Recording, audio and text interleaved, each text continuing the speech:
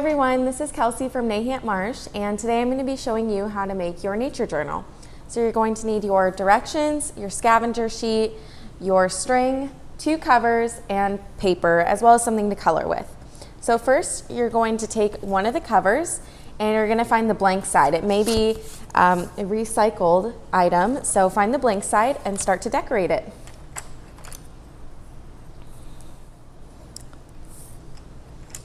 All right, once you have it colored, then lay your blank one so it's face down.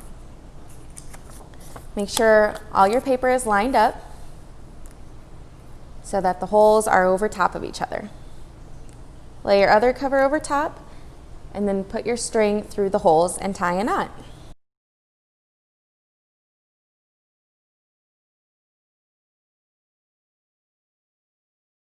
Then you're done. Take your nature journal and your scavenger hunt sheet outside and see what you can find.